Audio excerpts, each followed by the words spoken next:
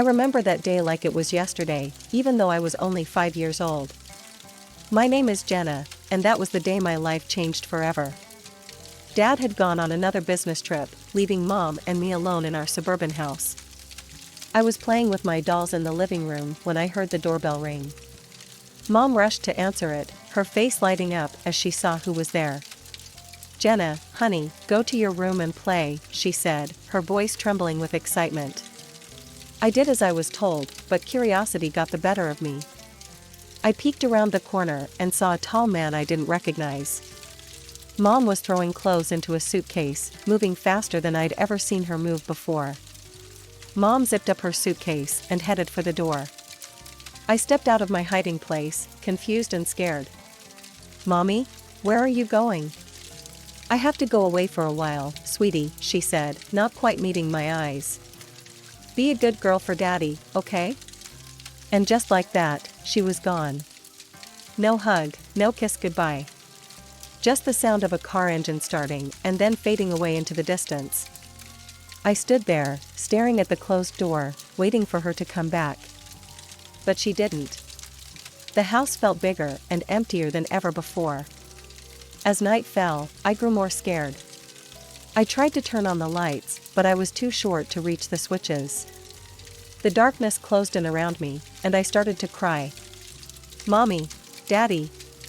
I called out, over and over again. But no one came. I don't know how many days passed. I was hungry and thirsty, and the dark seemed to be alive, full of monsters waiting to grab me. I cried until I had no tears left, then huddled in a corner, shaking with fear. Finally, I heard voices outside. Our neighbor, Mrs. Johnson, was talking to someone.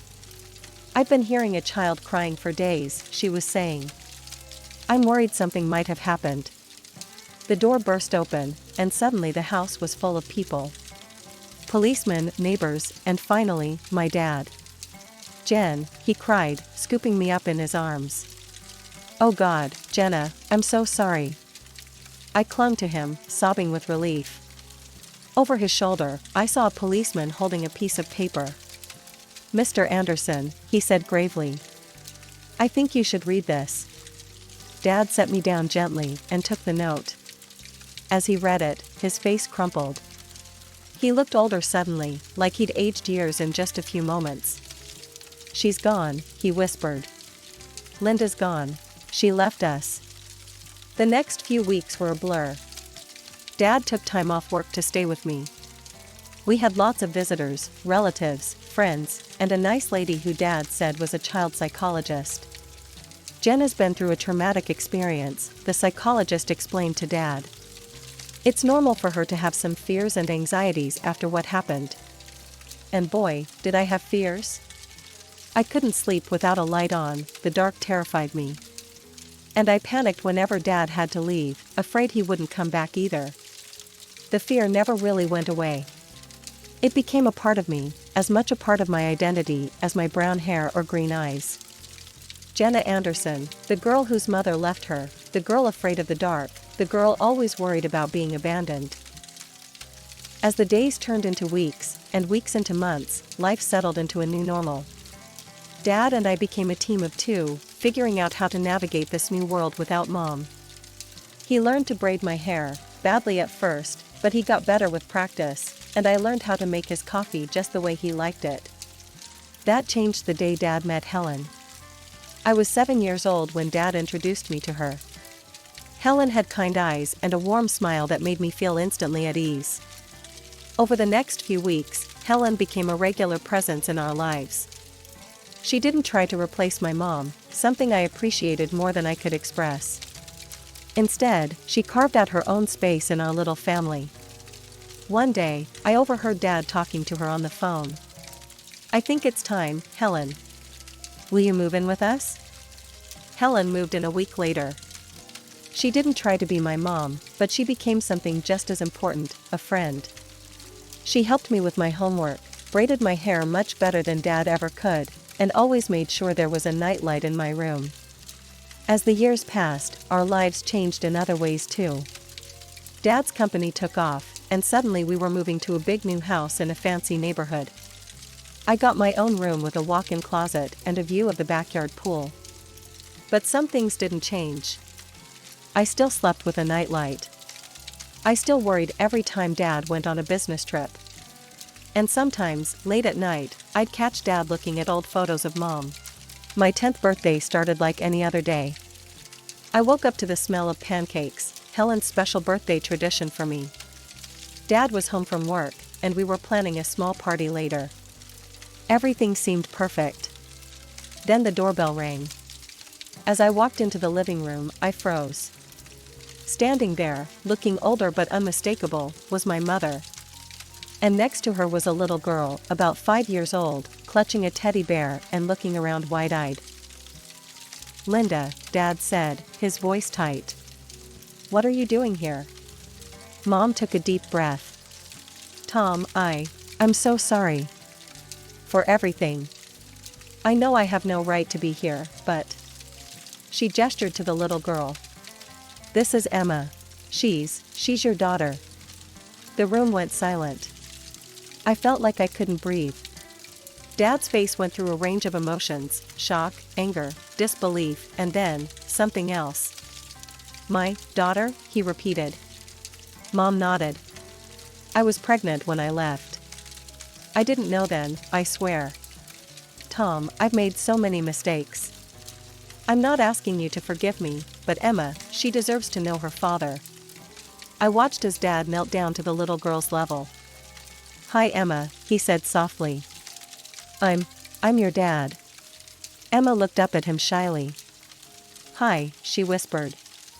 As Dad talked to Emma, I noticed Helen standing in the doorway, her face pale.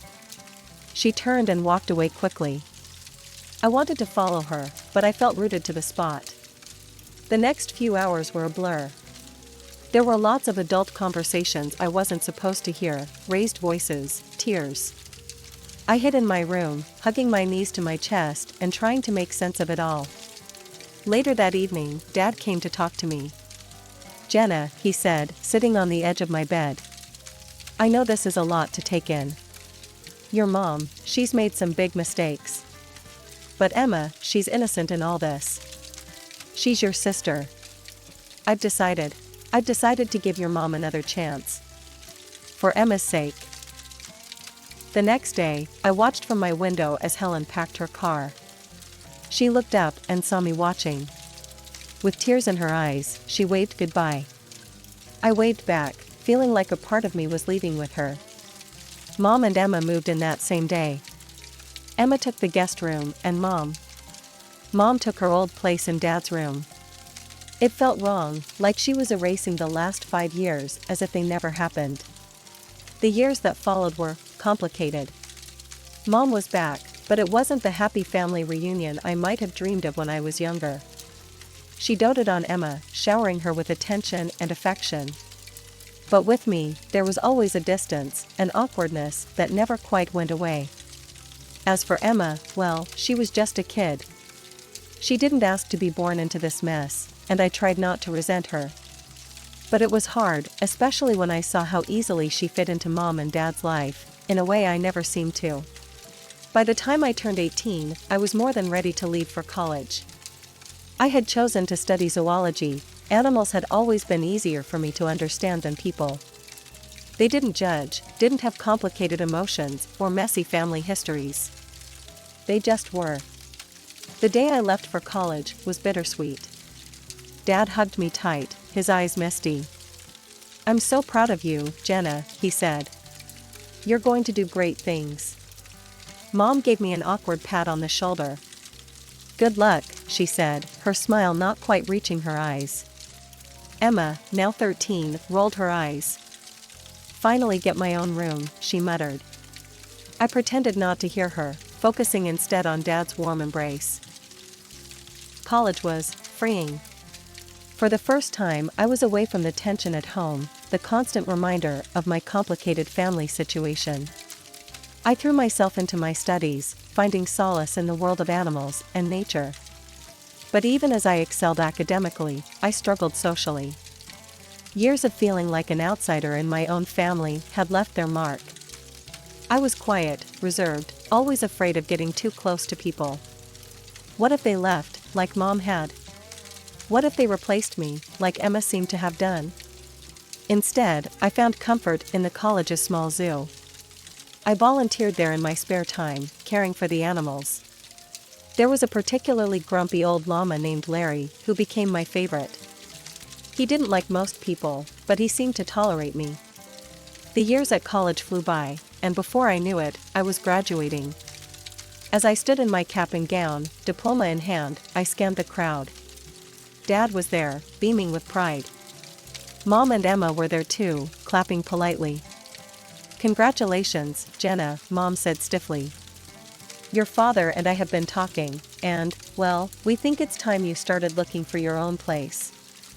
You know, spread your wings." I felt like I'd been punched in the gut. I looked at Dad, hoping he'd contradict her, but he just looked away, his expression pained. "Right," I said, trying to keep my voice steady.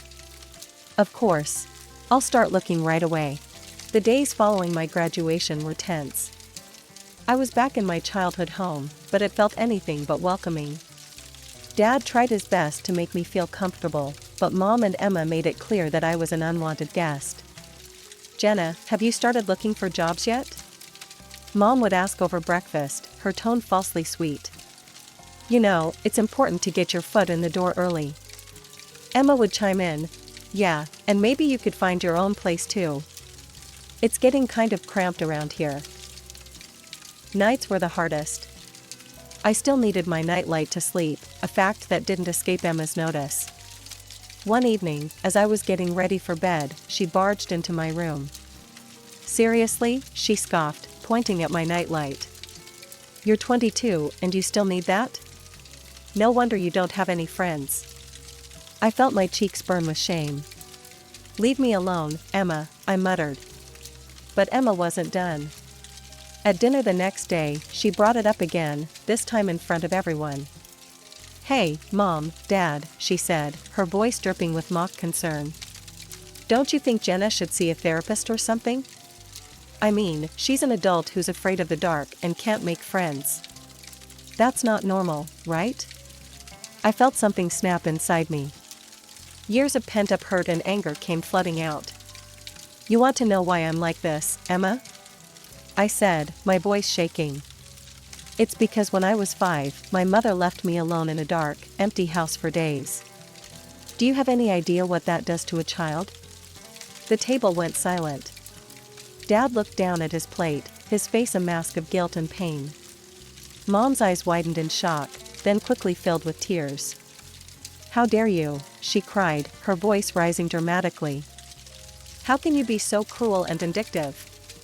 I've tried so hard to make amends, to be a family again, and this is how you repay me?" As Mom continued her tearful tirade and Emma smirked triumphantly, I realized something: I couldn't live here anymore. This wasn't my home, and these people, they weren't my family. Not really. From that day on, I threw myself into job hunting with renewed vigor. Then, finally, a glimmer of hope. I had an interview scheduled at a small wildlife rehabilitation center. It wasn't glamorous, but it was a start. I left the house that morning, feeling cautiously optimistic. But when I arrived, I found a hastily scribbled note on the door. "Interviews canceled due to unforeseen circumstances. We apologize for the inconvenience." Disappointed, I headed home earlier than expected. As I unlocked the front door, I heard voices coming from the living room. Mom and Emma, deep in conversation. I was about to announce my presence when I heard my name. "If Jenna wasn't around at all," Emma was saying. "I mean, it's not fair that she gets any of Dad's money. She's not even really part of this family." "I know, sweetie," Mom replied, her voice soothing. "But we have to be patient. Once she moves out, it'll be easier to convince your father to change his will. We just need to keep pushing her to leave." I felt like I'd been doused in ice water. They wanted me gone, not just from the house, but from the family entirely. And they wanted my inheritance too. As I sat on my bed, my mind raced. What should I do? Should I tell Dad? But would he believe me over Mom and Emma? He'd forgiven Mom for abandoning us, after all. He loved them. Maybe he'd take their side. My first stroke of luck came when I saw a job posting for the city zoo. They needed a zoologist to assist with their wildlife rehabilitation program. It wasn't a glamorous position, but it was exactly what I'd been trained for. I sent in my application immediately, and to my surprise and delight, I got called in for an interview. The day of the interview, I stood in front of the zoo's main gate, taking deep breaths to calm my nerves. The interview went better than I could have hoped. The head zoologist, Dr. Martinez, seemed impressed by my knowledge and passion. "You've got the job, Jenna," she said with a warm smile. "Welcome to the team." I could have cried with relief. Finally, something was going right. Working at the zoo was everything I'd hoped for and more. I spent my days caring for injured wildlife, educating visitors about conservation, and even assisting with research projects. In the evenings, I'd return to my tiny apartment, which I was able to rent with the money I saved. To combat the loneliness, I started participating in online forums for animal lovers and people with similar interests. That's where I met Jake. Jake was from the same city, shared my love for animals, and had a wicked sense of humor that made me laugh even on my toughest days. We started chatting regularly, sharing stories about our day, and discussing everything from the latest conservation efforts to our favorite books. One day, Jake suggested we exchange photos. With trembling hands, I sent him a recent picture of me at the zoo. He responded with a photo of himself. He had kind eyes and a warm smile that made my heart skip a beat. But as much as I enjoyed our chats, the idea of meeting in person or even admitting my growing feelings terrified me. What if he rejected me once he got to know the real me? What if he left, just like Mom had? It was around this time that I started corresponding with Lily, a girl I met on a support forum for people with childhood trauma. She understood my fears in a way no one else had before. "You know what helps me?" Lily wrote one day. "I write emails to the people I can't talk to in real life. I pour out everything I'm feeling, all the things I wish I could say. But I don't send them, I just save them as drafts. It's really cathartic." Taking Lily's advice, I started writing emails to Dad. In them, I told him everything, about overhearing Mom and Emma's conversation, about how hurt I felt that he didn't seem to notice me anymore, about how I felt like an outsider in my own family. I started writing to Jake too. In these emails, I allowed myself to be vulnerable in a way I couldn't be in our chats. "Jake," I wrote, "I think I'm falling for you. But I'm scared. I'm scared of letting anyone get close to me. I'm scared of being hurt again."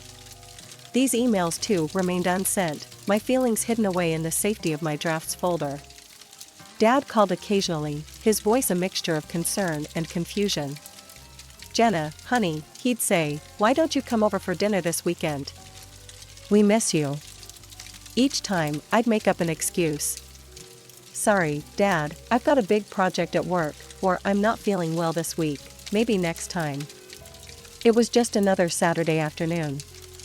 I was at the mall, picking up some essentials, when I heard a familiar voice call my name. "Jenna, is that you?" I turned around and there she was, Helen, my former stepmother. She looked older, but her kind eyes were just the same. Before I knew it, we were hugging, years of separation melting away in an instant. That's when I noticed the young boy standing beside her, looking up at us curiously. "This is my nephew, Mike," Helen explained, ruffling the boy's hair affectionately. "I'm raising him now. My sister, she passed away last year." Over coffee, Helen filled me in on her life. After she and Dad split up, she'd been on her own until her sister's death left Mike in her care. We started meeting regularly after that, sometimes just the two of us, sometimes with Mike. One day Helen called and urgently asked to look after Mike. That evening, Mike arrived at my apartment, backpack in tow. As I prepared dinner in my tiny kitchen, I could hear him tapping away on my laptop in the living room. I'd told him he could play games if he finished his homework. When I came out of the kitchen with 2 plates of spaghetti, I found Mike looking guilty, his face pale. "Jenna," he said, his voice trembling. I did something bad. I was curious, and I saw these emails in your drafts folder. And I sent them. All of them. I'm so sorry. The world seemed to tilt on its axis. Those emails, my private thoughts, my deepest feelings, sent out into the world. To Dad. To Jake. I felt like I couldn't breathe. That night, after Mike left, I lay in bed, my mind racing. What would Dad think? And Jake, oh God, Jake. My phone pinged with a message notification. It was from Jake, but I couldn't bring myself to read it. What if he was disgusted by my feelings? What if he never wanted to speak to me again? I barely slept that night, tossing and turning, imagining all the worst-case scenarios. A few days later, my phone rang. It was Dad. Jenna, he said, his voice serious. We need to talk. Can you meet me at the cafe near your old high school? My heart pounded as I sat across from Dad in a small cafe. He looked tired, his face etched with lines I hadn't noticed before. I got your emails, he said quietly. Jenna, I had no idea you were feeling this way. About your mother, about Emma, about everything. I couldn't meet his eyes, shame and fear warring inside me. Jenna, look at me, Dad said, his voice gentle, but firm. I looked up, surprised to see tears in his eyes. I love you. More than anything in this world. I'm so sorry I made you feel like you weren't important to me. That was never, ever my intention. We talked for hours, really talked, in a way we hadn't in years. About Mom's return, about Emma, about how I'd felt pushed aside and forgotten. Dad listened, really listened, occasionally wiping away a tear. Finally, he stood up. I need some time to process all this, he said. But Jenna, we're going to figure this out. You and me, I promise. As I watched him walk away, I felt a mixture of relief and apprehension. What would happen now?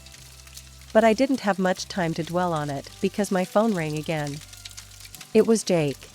Jenna, he said, his voice warm. I got your email.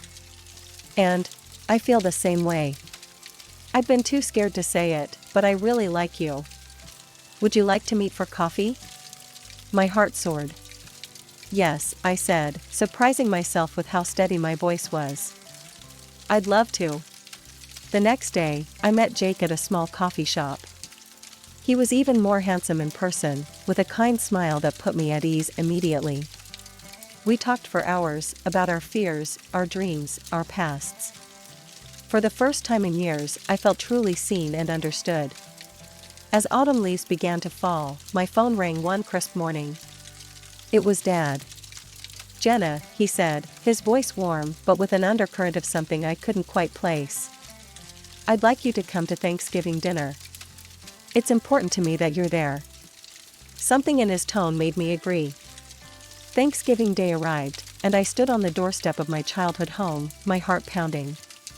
Jake had offered to come with me for support, but I felt this was something I needed to face on my own. Mom opened the door, her smile not quite reaching her eyes. Jenna, how nice of you to join us. Emma, lounging on the couch, barely looked up from her phone. Oh, you came. Dad emerged from the kitchen, enveloping me in a warm hug. I'm glad you're here, sweetheart, he whispered. As we sat down to dinner, the tension was palpable. Mom and Emma exchanged glances, their smiles strained and artificial. Dad, however, seemed oddly calm. Just as Mom began to serve the turkey, Dad cleared his throat. Before we begin, there's something we need to discuss. He reached down beside his chair and pulled out a thick manila folder. Dad began pulling out documents, laying them on the table. Linda, Emma, I've known for a while that something wasn't right. So I did some investigating. He held up a bank statement. First, I discovered regular withdrawals from our accounts that I didn't make. Quite substantial amounts, in fact. Mom's face paled. Emma suddenly found her plate very interesting. Then, Dad continued, pulling out another document. I hired a private investigator. Linda, he provided photographic evidence of your encounters with a certain gentleman at the Rosewood Hotel. Mom gasped, her hand flying to her mouth. Tom, I can explain. But Dad wasn't finished. He pulled out one final document, his hand shaking slightly. And finally, I had a DNA test done. Emma isn't my biological daughter. The room fell silent. Emma's phone clattered to the floor. Mom looked like she might faint. I've already spoken to my lawyer, Dad said, his voice steady despite the emotion in his eyes. Linda, I'm filing for divorce. And I'm afraid I'll have to ask both you and Emma to leave this house. Mom found her voice, anger replacing shock. You can't do this. I'll take you for everything you've got. Dad's expression hardened. Actually, Linda, you won't. If you try to claim any property, I'll countersue for fraud and demand repayment of all the money you've taken, plus what I've spent raising Emma. My lawyer assures me I have a very strong case. Tears streamed down Mom's face as the reality of the situation sank in. Emma sat in stunned silence, her world crumbling around her. In the days that followed, Mom and Emma moved out. Dad and I began to rebuild our relationship, stronger than ever before. We had weekly dinners, long talks, and even started planning a father-daughter road trip. One day, over coffee, Dad hesitantly brought up Helen. I've been thinking a lot about the past, he said. About the mistakes I made. I reached out to Helen to apologize. We've been meeting for coffee, talking things through. I smiled, genuinely happy for him. That's wonderful, Dad. Helen is an amazing woman. As for me, things with Jake were going better than I could have ever imagined. He was patient, kind, and understood my fears and insecurities. With his support, I was even starting to work through my issues in therapy.